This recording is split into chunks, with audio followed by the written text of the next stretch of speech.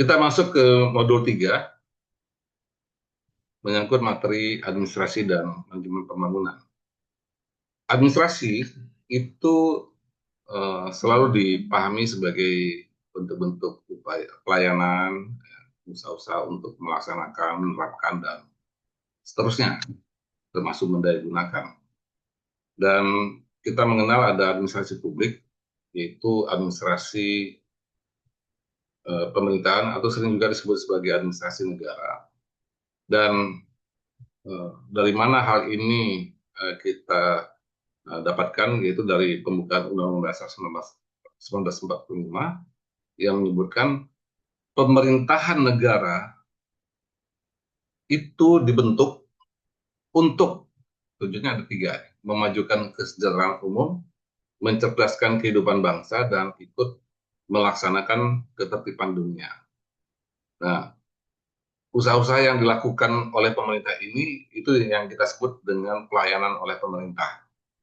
Dan secara administrasi publik ini meliputi pelayanan kebijakan seperti membuat peraturan perundang-undangan, kebijakan, ya. Kemudian ada pelayanan program dan anggaran, ya. Ini yang dilakukan dengan membuat program-program pembangunan tertentu, dan ada pelayanan publik, ya. Nah, atau pelayanan birokrasi secara langsung, di mana kita bisa langsung berhadapan dengan pemerintah itu, gitu. Nah, kalau dua hal yang di atas ini kita boleh katakan tidak langsung berhadapan dengan pemerintah, ya. Nah, kita hanya menerima manfaatnya saja, gitu. Kemudian ada penyediaan barang-barang publik, ya, public goods, ya, seperti misalnya infrastruktur, ya, rumah sakit, sekolah, ya, kemudian juga fasilitas-fasilitas tertentu dan sebagainya, ya.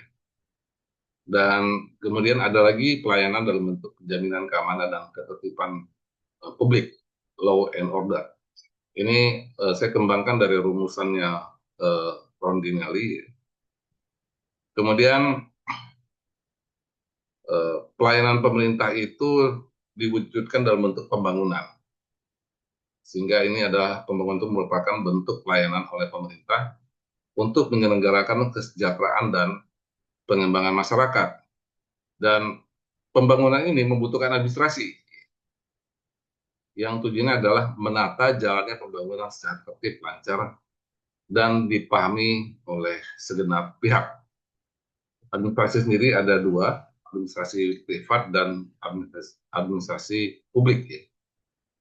Nah, ada beberapa kebijakan di tingkat nasional yang mengatur tentang masalah administrasi ini. Salah satunya adalah Undang-Undang 30 tahun 2014, ya, tentang administrasi pemerintahan.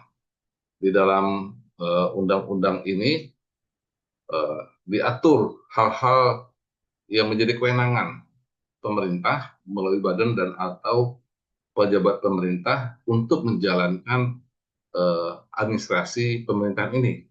Dan secara umum ada 3 bentuk kewenangan. Ada yang bentuknya adalah atribusi, ya, yaitu kewenangan yang diperoleh dari undang-undang dengan menyebutkan secara langsung kepada badan atau pejabat eh, pemerintah, ya. Kemudian ada delegasi, ya, bila kewenangan itu datang dari tingkatan yang lebih tinggi kepada tingkatan yang lebih rendah di pemerintahan, atau sering kita kenal juga sebagai pelimpahan wewenang. Kemudian ada mandat.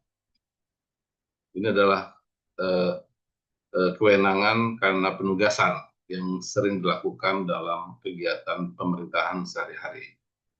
Nah, secara ajaran ilmu hukum, produk kewenangan itu bermacam-macam. Bisa bentuknya adalah kebijakan, ada basiking atau penetapan, dan sebenarnya yang diatur di dalam Undang-Undang 30 ini adalah berbentuk diskresi, ya. Diskresi ini adalah sesuatu keputusan yang dibuat dengan suatu pertimbangan bila mana ada hal-hal yang harus diputuskan pada saat itu dan harus diselesaikan pada saat itu dengan beberapa persyaratan dan pertimbangan. Saya kira sementara demikian. Terima kasih.